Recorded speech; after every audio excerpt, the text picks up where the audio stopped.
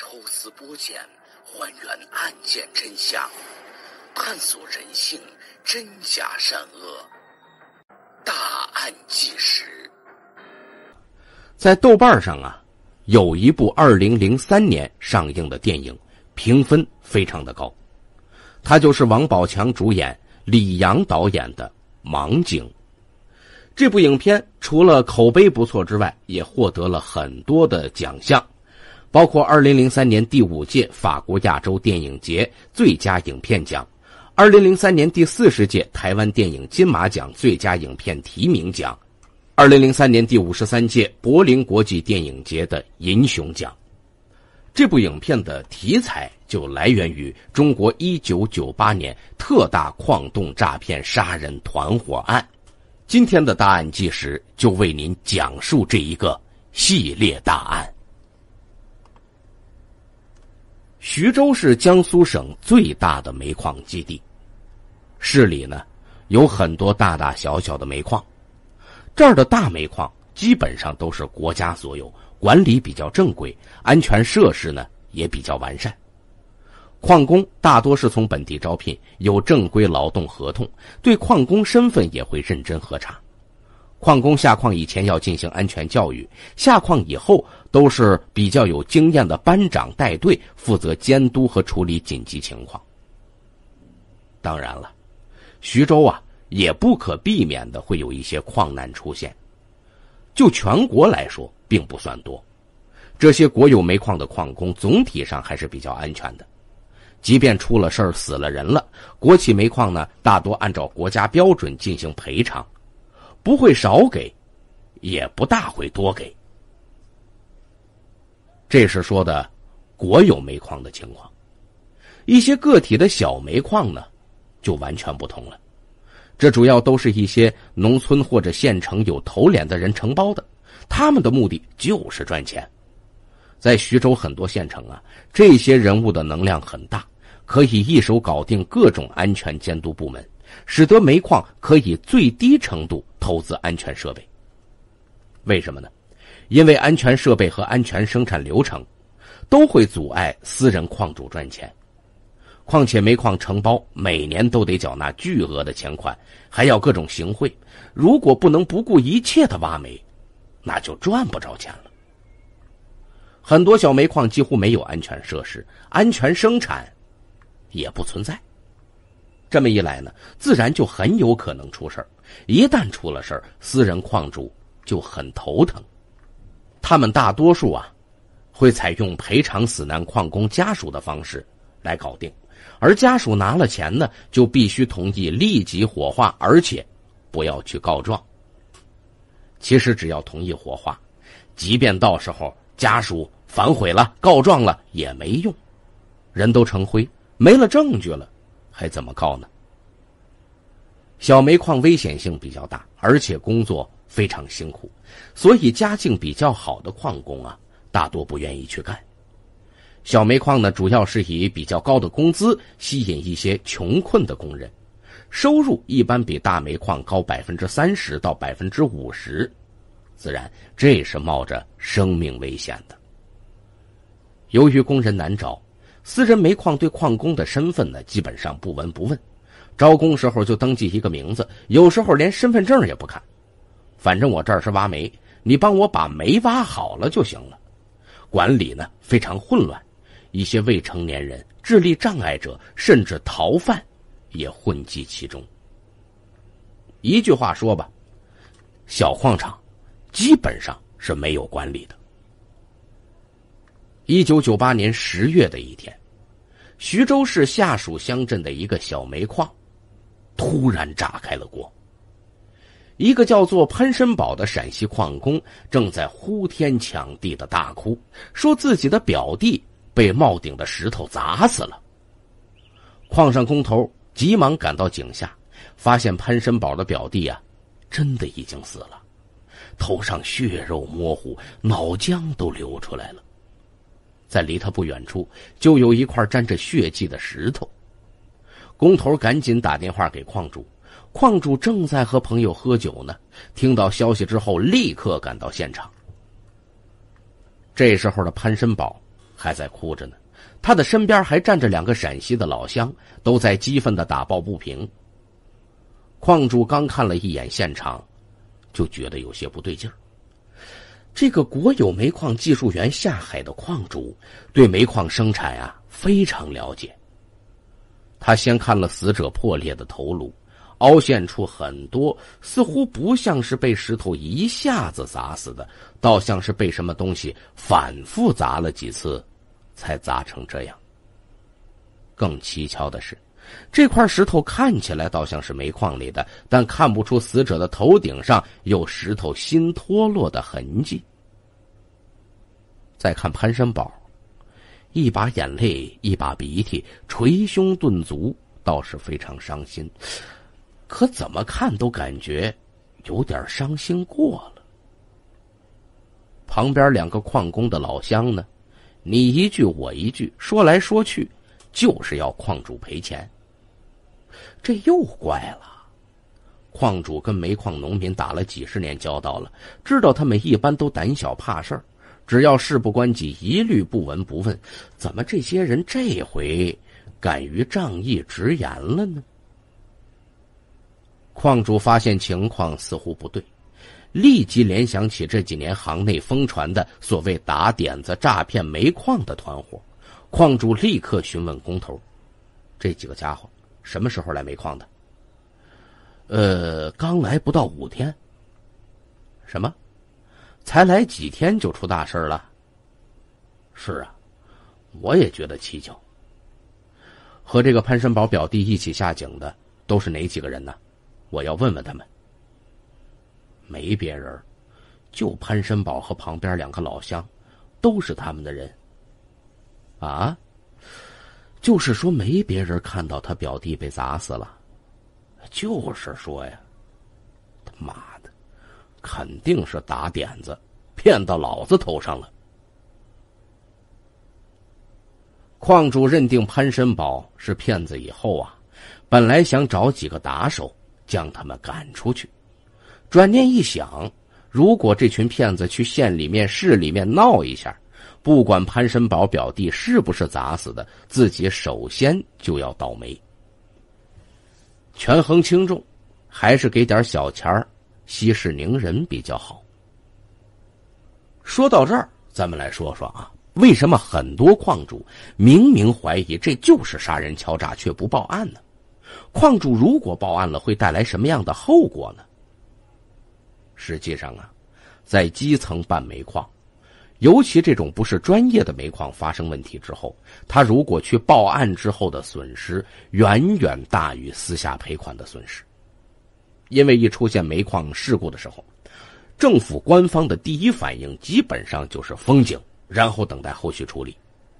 但是煤矿一旦被封停产整顿，什么时候整顿完，什么时候能开业，什么时候这几十个公章能盖完，各个部门打点的东西能做完，这些都很难说。那么什么时候复工就更不好说了。煤矿只要停产1天就得损失不少钱。你一旦封井，这损失可就大了。在有些小煤矿里面，它的安全设施是不达标的，通过金钱或者是通过各个方面把安全生产的合格证拿到了，但实际在煤矿底下它是不达标的，甚至有的矿井不用钢筋水泥柱子支撑，就用稍微粗一点的小树枝在那儿撑着，那是非常危险的。下到井底下经常听到嘎吱嘎吱的声音，这就是安全漏洞。再一个呢，就是法律漏洞。招矿工其实不太容易，很多都是有一些前科的，甚至犯罪的逃犯，什么都不要，你来干活就行，谁都不问，大家呢心照不宣。某种意义上，只要盲井事件通过正常渠道曝光出来，就说明发生事故的煤矿在安全管理上没有多大漏洞，他们不怕外在的压力。鉴于这种情况，矿主就慢条斯理地问潘山宝：“你说怎么办吧？”潘山宝显得很有经验：“人都死了，你还问我怎么办？我还要问你呢。你少跟我来这套，你不就是要钱吗？你说个数字。一条人命呢，我说最起码20万。你讹谁呢？国有煤矿死一个人才给多少钱啊？还20万？哼，真敢开口。潘申宝装作沉思了一会儿，那就10万吧，1分都不能少了。这钱要给我表弟父母养老的。10万不可能，给你3000。死一个人才给3000，你欺负我们外乡民工啊！告诉你，我要去县城告你。你告谁呀？告诉你，这儿是徐州，县城公检法哪个衙门我不熟悉，有本事你去告告看。3000，要就要，不要的话，一个子儿都没有。潘申宝见矿主态度强硬，似乎识破他们是敲诈。老板，3000真的太少了，你最少得给5万。谁知道矿主见潘申宝一味反复讨价还价，根本不是亲人死了之后悲痛万分的态度，更确信这是一伙骗子。你他妈的，你们敢来徐州搞事儿哈？就我们县城街上3天2头砍人，信不信我马上找人当场打断你的腿啊？告诉你，就这3000我也不给了，都给我滚！话音未落，一群打手冲上来，将潘申宝和他2个老乡一起推上卡车，然后开出煤矿丢在门口。潘申宝他们3个人呐，不敢和膀大腰圆的打手强顶，只能说你们等着，马上就去政府告你们。回到住处之后，潘申宝和另外2个矿工决定到法院去告矿主。可告状得要诉讼费呀。3个人呐，都是吝啬鬼，平时骗到钱财的时候呢，唯恐自己分得少一点，现在说的要出钱，谁也不愿意掏腰包。现在呢，他们也没什么钱了，决定先去县城诈骗一通，骗点生活费。他们3人在县城一家酒店吃了饭，然后谎称菜里边有问题，敲诈老板娘1000块。徐州的人呐，性格都很硬，很直爽，老板娘不吃他们这一套。潘申宝一急之下，见酒店里边只有几个女服务员，竟然冲到柜台里边，伸手抢走了营业款。老板娘不示弱，立刻大喊抢劫。潘申宝3个人仓皇逃到街上，还没跑出100米呢，就被巡逻民警当场抓获，押送到了公安局。这时候正好被他们敲诈的矿主也正在公安局找熟人说明情况。所谓做贼心虚，潘申宝他们一眼看到矿主，以为是矿主报案，导致他们被抓。3个人里面有一个罪行最轻的家伙，立刻表示愿意主动立功，坦白从宽。这倒把县城的民警搞得莫名其妙，不就是抢劫酒店营业款，一共也就1000多块钱，拘留几个月的事儿，还交代什么呀？谁知道听完这个家伙的交代，几个民警大吃一惊。这个人第一回进公安局，也许是怕挨打，所以吓得胡说八道。几个民警轮流问了几遍，最终确认他没有胡说。于是一个流窜全国多年，做出很多惊天巨案的打点子团伙暴露了出来。他们还有哪些恶行呢？潘申宝等3人抢劫小店的营业款被警方抓获之后，他们的供述却揭露出来一个流窜全国多年，前后杀死52人的恶行打点子团伙。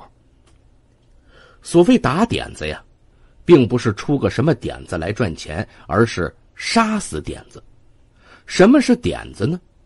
在这些人团伙内部啊，也叫做猪或者是货。到底是什么呢？其实就是活生生的人。所谓打点子，就是一个分工明确的团伙，通过欺骗手段把一些外地民工骗到某个私人煤矿工作。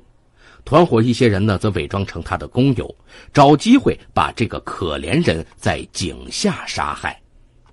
然后团伙的其他成员谎称是老乡或者家属，要求矿主赔钱善后，借此敲诈巨额的抚恤金。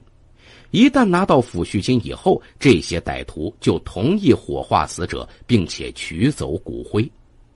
离开煤矿，立即将骨灰随意丢弃，分赃之后寻找下一个目标。在1998年，全国已经流窜多个这种团伙，大部分都是陕西省安康市汉阴县级的歹徒，其中最有名的就是潘申宝和于桂银团伙。潘申宝是于桂银的师傅。潘申宝啊，也许不是第一个搞这种丧尽天良的打点子诈骗的，但他绝对是做的最大的一个。潘申宝是陕西省安康市汉阴县上七镇龙泉村人，这家伙没什么文化，小学都没有上完，是一个半文盲。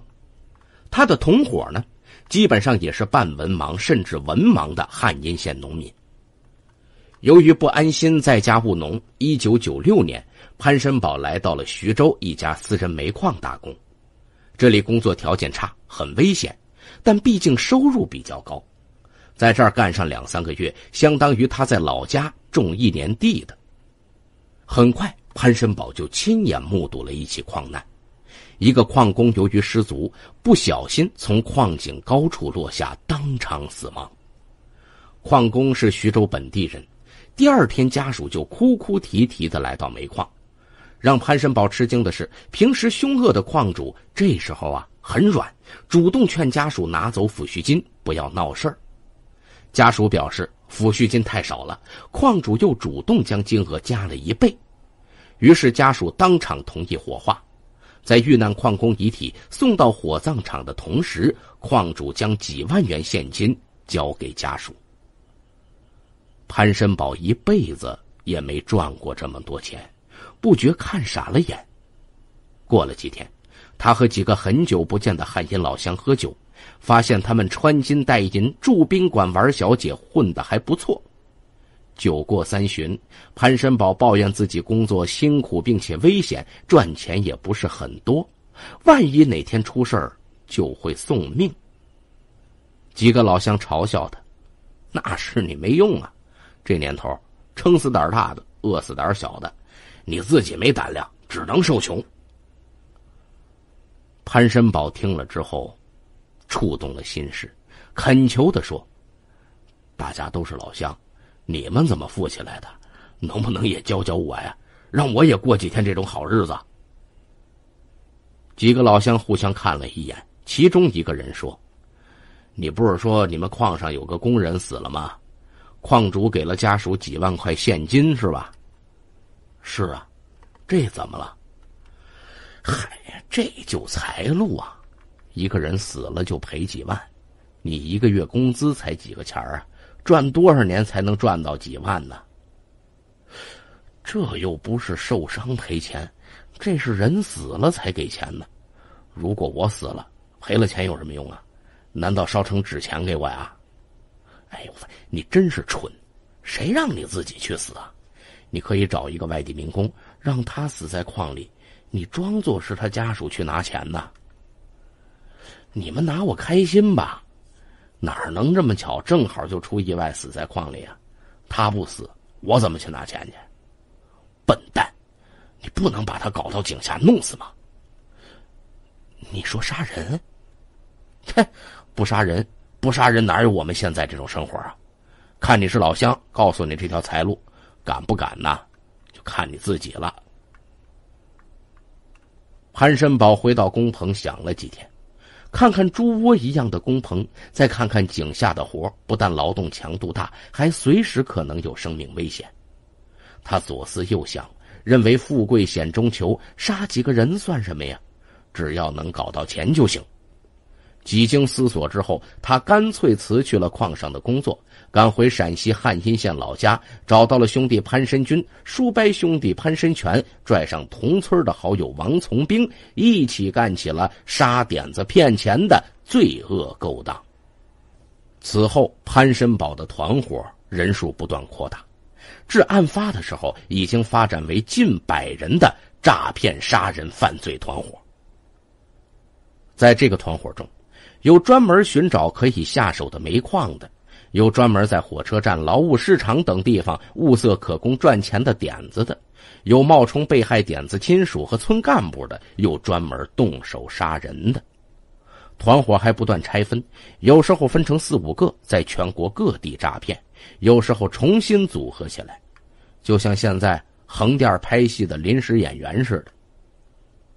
由于不相信外人，歹徒全部是安康市汉阴县的老乡，绝大部分都是同村的村民，其中一个就是于桂银。于桂银开始跟潘申宝一起干，后来俩人干得太多了，怕被矿主识破，决定分开来各组团伙，必要的时候呢，俩团伙还会交换队员。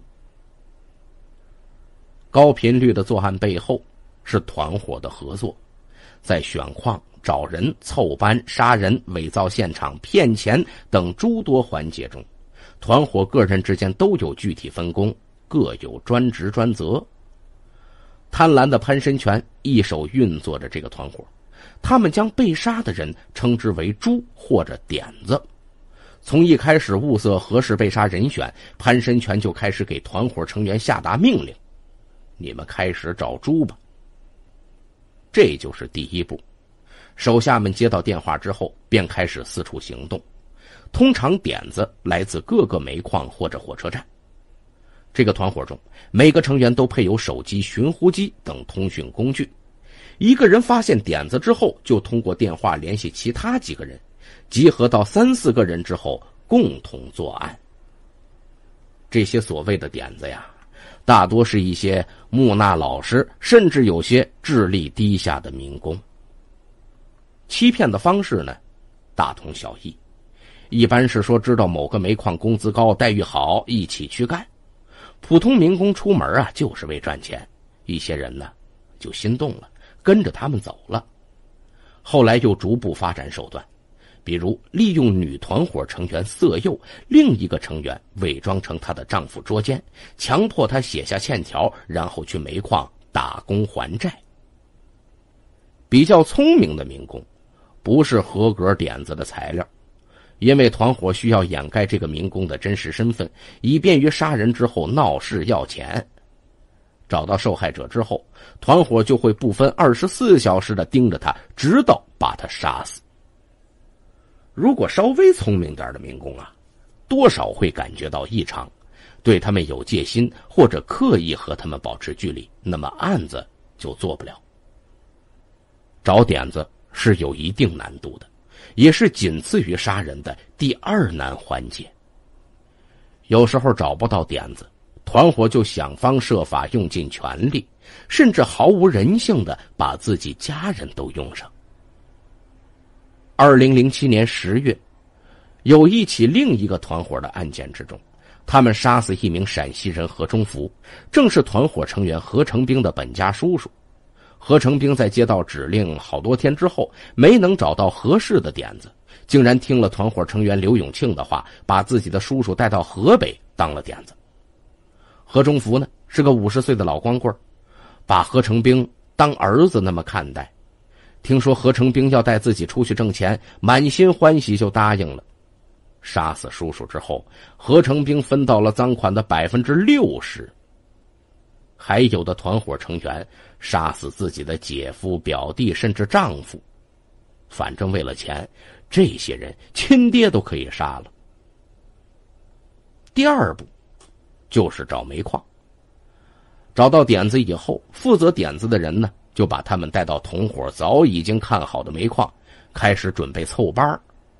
煤矿一定得挑选管理混乱的私人煤矿，如果发现这个煤矿管理比较严格，那就得果断换矿，防止诈骗手段被别人发现，或者煤矿不怕敲诈，自行报警。第3步呢，就是进入煤矿准备下手。按照下井要求，一般是一个班，一共4到6个人一起下井。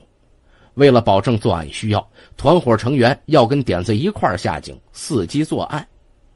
期间得盯住受害者片刻不离，防止他逃走或者跟别人随便交谈，泄露真实身份。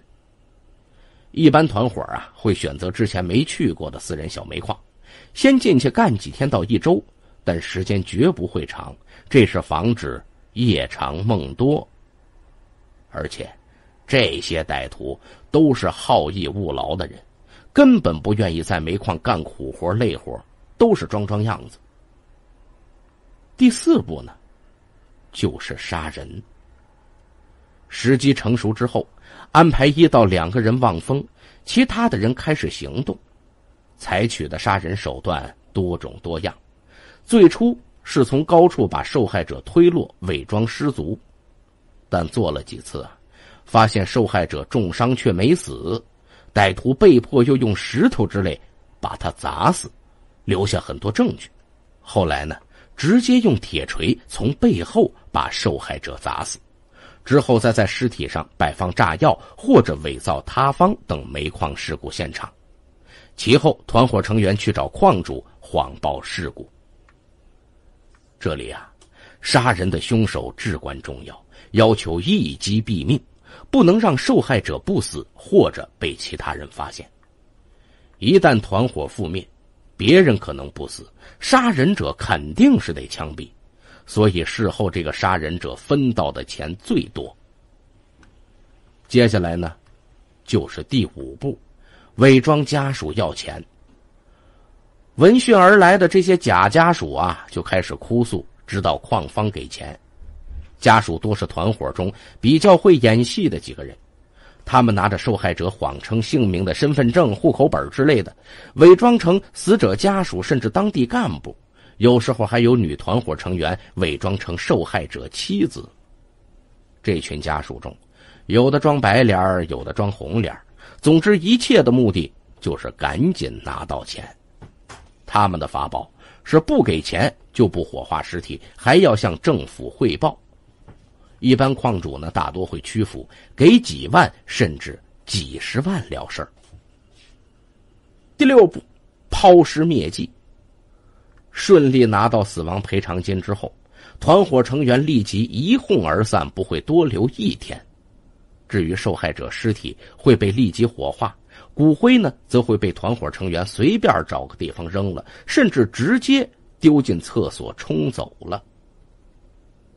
确定这些死者的身份是侦办过程中最难的环节。这些死者冒名顶替他人境况，没有真实姓名，尸体火化之后骨灰也被扔弃。在案件中，只有1个人的遗体被找到，扔在一个废弃的幽深矿洞里面，其他的尸骨无处可寻， DNA 无法获得，警方只能通过调查死者生前的乘车住宿轨迹，发现与犯罪嫌疑人的轨迹重合，由此确定是他杀。分赃完毕之后，各自回去挥霍赃款，等待潘申宝下一次的指示。这就是打点子的6个步骤。潘申宝团伙做过多少案子，杀过多少人呢？从1996年11月到1998年9月，潘申宝等60多名歹徒先后在山西省灵石县、古蛟市、霍州市、汾西县、蒲县等地作案27起，杀死无辜点子28人，骗取各地矿主钱财50余万元。近2年的时间里，仅潘申宝1人就参与作案10起，杀死点子10人，骗取抚恤金21.85万元。到了9月以后，团伙暂时分散。此时潘申宝感觉团伙人太多，赃款3分4分就剩不了多少了，居然联合2个同伙就想单独作案，终于穿帮了。团伙人数太少，很快被徐州的矿主看出破绽，导致失败。随后潘申宝和2个同伙走投无路，竟然抢劫，结果被抓。在潘申宝等案中，团伙60余人杀害27名矿工，骗取抚恤金50余万，杀害1条人命，平均换来约 1.86 万元。60余人杀害27名民工，平均每人分到8000余元。1996年，城镇居民人均生活费收入达到4377元，农村居民人均纯收入1926元，8000余元，约是一个农民5年的收入。其实啊，潘申宝、于桂银真实的杀人数量要超过100人，只是因为矿工火化之后骨灰都被丢弃，现场也不存在，又不知道受害者真实姓名，案件不能立案，只能不了了之。在潘申宝被捕的同时，他的徒弟于桂银也没有嚣张多久。于桂银比师傅还要阴毒得多，作案更多。1998年11月10号，于桂银、王明金、王志明、魏三东、唐朝汉带着于桂银找的点子唐朝家，来到辽宁省锦州市义县马金田的煤矿。12号凌晨2点，由其他人望风，歹徒王志明用镐把唐朝家从背后打倒。唐朝家身体比较强壮，被打倒以后还要挣扎着爬起来呼叫。歹徒们急了，连续猛击其后脑和前额多次，终于将他活活打死。杀人以后，这群歹徒轻车熟路地把尸体拖到井口底部，制造了灌公笼坠井的假现象。在医院自称是唐朝家哥哥的唐朝汉，抱着死者的头嚎啕大哭，直哭得死去活来。但矿主马金田曾经做过国有煤矿保卫科科长，曾经遭遇过类似的诈骗案件，颇有经验。他感觉这群人刚来2天就出了这么大的事儿，似乎不对劲儿。他细心地查看了死者的伤口。由于歹徒王志明出手过重，死者后脑前额都已经塌陷，脸更是血肉模糊。矿主马金田判断，20几米的井怎么就把人摔成这样了呢？估计啊，又是打点子的团伙。马金田先是不动声色，看他们继续表演。果然，唐朝汉等一伙人急迫地向矿主马金田提出索要抚恤金5万元。马金田一边和他们砍价，一边查看他们的神色，总觉得他们的目光里有些闪烁不定和迫不及待。马金田假装答应给3万元抚恤金，并安抚下5个陕西人之后，带着满脑子的疑惑来到了义县公安局刑警大队。刑警队的侦查人员觉得事情有些蹊跷，就把5名陕西人传到公安局刑警大队。一查问就发现漏洞，这5个家伙的身份不明，名字全是假的，身份证也是假的。于桂银的解释是，老家农村没有给农民发身份证。可是此时是1998年，哪有农村不发身份证的呀？这明显是假话。刑警随即将5人分开盘问，发现他们对于矿难的过程说法不一，非常可疑。于是刑警大队的技术人员赶到现场，检查是否受害者是失足坠亡。结果技术人员在井底却没有发现血迹，但在巷道的深处，刑警人员发现镐头震裂的缝隙处牢牢地附着几根头发，隐约间还有浅浅的血红颜色存在于镐头细小的纹络里。巷道壁上有多处血迹。技术人员判断，一切表明巷道里曾发生过一场打斗，似乎唐朝家被人打倒以后，勉强向前逃了7、8米，又被追上杀死。鉴于此案有重大嫌疑，刑警队立即立案侦查，并且进行尸检。尸检结果表明，死者唐朝家头部有5处钝器伤痕，前额及颈部均有多处打击伤，造成大面积出血。唐朝家死于颅骨骨折、脑组织严重挫裂伤，这表明唐朝家不是摔死的，而是被人打死的。既然是杀人嫌疑犯，待遇可就不同了。警方经过再次严厉的讯问，5名陕西人终于熬不住了，有人交代了杀害唐朝家、制造假象、敲诈矿主的事实。唐朝家是几天前魏三东在石家庄火车站以来下井挖煤赚大钱为名换来的一个点子。11月10号晚来到马金田的煤矿，11月11号晚上8点开始下井挖煤。半夜0点，6个人中的3个人上了井，剩下唐朝家、于桂银和王志明继续干活。凌晨2点，煤全部出完，唐朝家正准备从窑里往井口走，早有预谋的王志明举起镐把，对准唐朝家脑后猛地一击。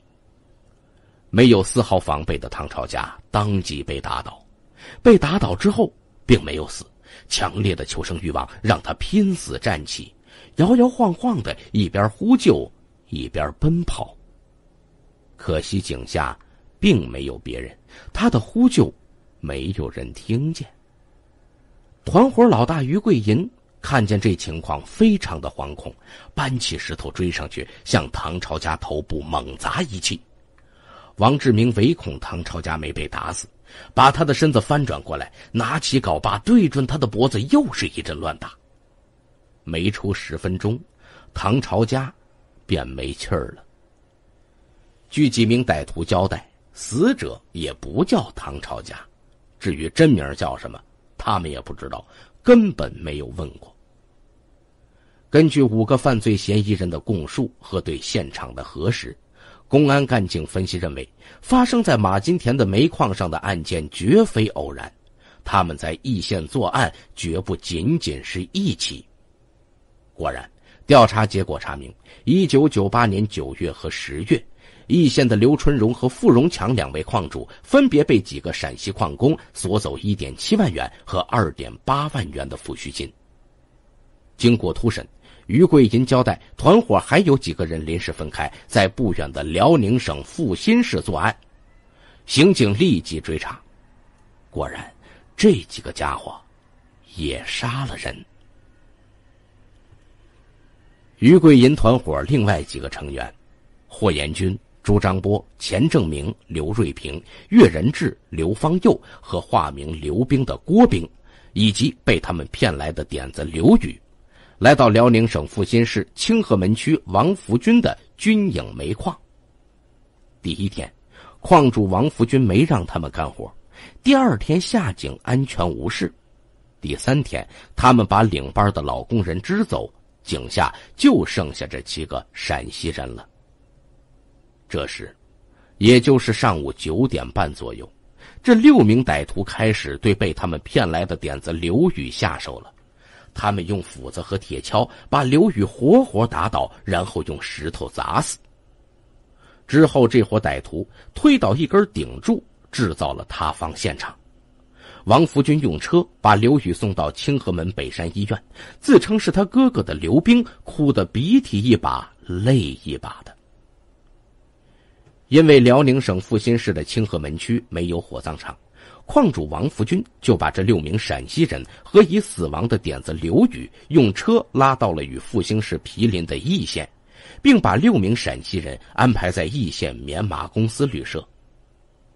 王福军想以3万元了结此事，可是这伙陕西人嫌太少。王福军告诉谈判的人说，3万元多一点也可以。就在这伙人来易县的时候，易县站前派出所民警给刑警大队打了电话，说在易铁旅社发现一名自称老三的形迹可疑、操陕西口音的青年，来找一个叫李杰的陕西人。跟着老三，民警们跟踪到了棉麻公司旅社，把在阜新市清河门区作案的歹徒全部抓获。经矿主傅荣强确认，在这伙恶魔中，朱章波、钱正明正是他的矿上发生事故时分别冒充死伤者亲属同他谈判要钱的2个人。于桂英交代，他的作案数量还多于他的师傅潘申宝。1998年4月，于桂银、魏三东等9个人结伙，在江苏徐州贾汪区的一个个体煤窑里作案。魔鬼一样的歹徒用镐把和木棒一连打死2名无辜矿工，之后他们又把2名死者抬到没人的地方叠放在一起，然后他们在2个尸体之间引爆了2个雷管和4节炸药，2个点子顷刻被炸得血肉横飞，惨不忍睹。矿主以为这是放炮事故，做梦也没想到是杀人案。事后，这伙歹徒向矿主敲诈了64000元的抚恤金。1998年5月，于桂银伙同张先军、张先兵、胡昌元及潘家富、赵良贵经郁谋将潘家富找来的点子起假名潘家兴，胡昌元找来的点子起假名刘永华，带到徐州市青山泉塘村12井采矿。5月21号凌晨3点，张先兵持镐把，胡昌元持斧头，在井下先后将2个点子打死，又是叠在一起引爆炸药，把尸体炸碎，之后骗取了抚恤金53000元。1998年春天，在河北省邯郸市峰峰旅馆，张军、王明金、于有儿、向真利、冉老五一起商议办事儿。于有儿从火车站骗来一个19岁的点子，把点子哄骗到河南安阳的一个煤窑之后，下手将其杀死。歹徒用镐把多次重击这个小伙子的头部，将他打倒。让歹徒没有想到的是，这个小伙子命大，居然没死，但因为颅内出血严重，小伙子成为了哑巴。向真利充当哑巴的家属向矿主敲诈，鉴于小伙子没死，最终矿主只给了他们4000元看病钱。事后丧心病狂的歹徒们竟然没放过这个点子。1个月之后，向真利、魏三东又花言巧语的把已经有了戒心的哑巴骗到了秦皇岛驻曹营镇的一个煤矿，几个人残忍的将其打死，然后又诈骗了矿主27000元。恶魔们从一个点子身上捞了2次钱。于桂银团伙用这些手段，1年多的时间里，疯狂作案27起，杀死38人，重伤1人，诈骗矿方抚恤金70余万元。至此，流窜全国多年的潘申宝、于桂银团伙告破，这伙人前后杀死52人，诈骗矿主近100万元，全部用于挥霍。其实啊，当年打点子的犯罪团伙远远不止这2个。潘申宝和于桂银团伙啊，在作案的过程之中，也有不少次失手的情况。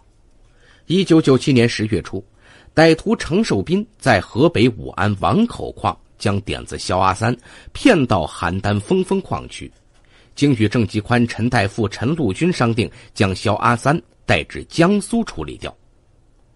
在江苏省清泉镇煤矿井下，陈陆军安排肖阿三在事先买好炸药的地方干活，将炸药引爆，当场将肖阿三的右腿炸断，右眼炸瞎。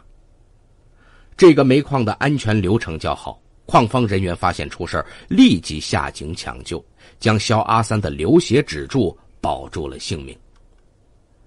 当抬着肖阿三上井途经跳台时，陈陆军、程寿斌、陈大富为杀人灭口，将已经昏迷毫无反抗能力的肖阿三先下跳台，企图摔死。幸好矿方的医生觉得他们形迹可疑，一直跟着他们。此时医生及时接住坠落的受害者，让他们没有得逞。这伙歹徒看见穿帮没敢要钱，慌忙逃离煤矿。就在这一年的11月中旬，歹徒郭光平、张安军及郑继宽、陈大富、陈代明、荀大顺窜到山西的灵石县段淳镇傣家庄煤矿。他们将郭光平从陕西省白河县骗来的点子詹兆先化名为郭大才，于11月13号在矿井下由张安军、陈大富用木棒将他打死，并伪造冒顶事故。之后郭光平冒充死者家属向矿方索赔。邝峰发现郭光平拿出的郭大才身份证和户口本上的照片同詹兆先本人长相有很大区别，起了疑心。电话去郭大才身份证居住点公安局调查，发现郭大才根本没有外出，更没有死，而是一直在家务农。这伙歹徒知道不好，仓皇逃离。2000年，山西晋中地区中级人民法院判决被告人潘申宝、张安军、王从兵等10名主犯死刑，剥夺政治权利终身。其他被告人雷永华等也分别被判处死缓、无期徒刑和有期徒刑。同年7月，经辽宁高院裁定核准，以故意杀人罪判处被告人于桂银、魏三东、钱正明、王明金、霍延军、朱章波、王志明、刘方佑、文绍堂、岳仁国、郭自斌死刑。这个团伙先后高达近100人，全部是清一色的陕西安康市汉阴县人，被捕的仅有1/3，当时还有69人负案在逃。此系列案件也成为小说《神木》的原型，该书后来又被导演李阳搬上荧幕，取名《盲井》。潘申宝还交代，类似打点子的团伙还远远不止他们这几个，有另外几伙来自陕西汉阴、紫阳、白沙等地的几十名安康老乡，以同样的方式和手段，在山西、江苏、河南、河北、辽宁等地流窜杀人骗钱。仅仅1998年，各地警方共查明做这种点子买卖的歹徒共202人，横跨陕西、山西、河北、江苏、河南、辽宁6省，作案100多起，杀害了无辜的点子100多人，敲诈钱财200余万元。更令人震惊的是，潘申宝、于桂银团伙歹徒在外逃的同时，居然还在以同样的手段作案，时间跨度竟然长达10多年。团伙负责找受害者的罪犯赵良峰当时逃走了，随后自行组织团伙。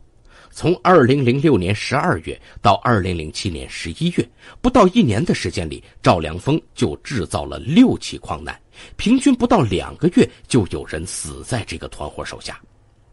而类似案件也越来越多，已经不局限于安康汉阴县人作案了。几年前，在四川雷波，当地发现盲井犯罪的门道之后，还有村民圈养智障人士，供犯罪者赎身买走。在四川籍安某等案中，他们花费3500元买来一名智障男子，在煤矿井下用石块砸死，将案发现场伪造为顶板塌陷的假象，然后以死者亲戚的身份向煤矿索取赔偿。一时间，四川雷波籍歹徒在全国各地作案数十起。据人民法院报2011年报道，2007年以来，自福建一煤矿首次发现杀人敲诈这种残忍的手段作案后，辽宁、云南、湖北等9省也陆续发现近30起此类案件，死亡人数近30人。2016年5月30号，巴彦淖尔市人民检察院对一起杀人伪造矿难骗赔案提起公诉。艾汪全、王富祥等74名嫌犯先后在山西、陕西等6个省区故意杀害17人，再伪造矿难骗取赔偿款。对此，华北科技学院安全与社会发展研究所教授严烨说，盲井式犯罪属于高危险、高利润的犯罪，尤其是近年来提高赔偿额度之后。针对矿难多发，煤炭大省山西发布了关于落实煤矿预防重特大事故发生的规定，明确发生死亡事故的矿主对死亡职工的赔偿标准，每人不得低于20万元。据了解，这几年打点子系列案中，嫌疑人伪造矿难拿到的赔偿在50余万元至80余万元之间。参与的嫌疑人依角色不同而分赃不同，实施杀人的可一次性分到20余万元，参与赔偿谈判的能分到2-3万元。针对这些案件呢，有一些网友质疑，说是因为穷困导致杀人。办案民警曾经一针见血地说，贫穷不能成为任何犯罪开脱的理由。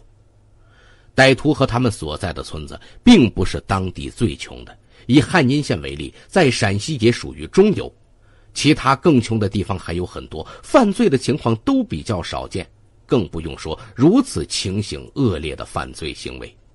简单来说，就是一句话：你穷就可以杀人吗？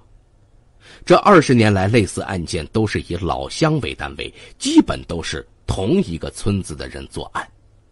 为什么一个村子的人明知道这是伤天害理、断子绝孙的勾当，却乐于参与，至少也是不去报案呢？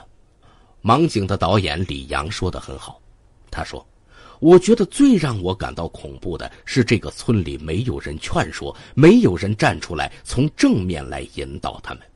事不关己，高高挂起，顶多我敬而远之，但是也不去把这个事儿说出来。其实我们应该思考的一个问题，就是以后我们应该有什么样的弥补措施和惩治措施，能够让后面的人不再去效仿这些盲井式作案。大案纪实就到这里，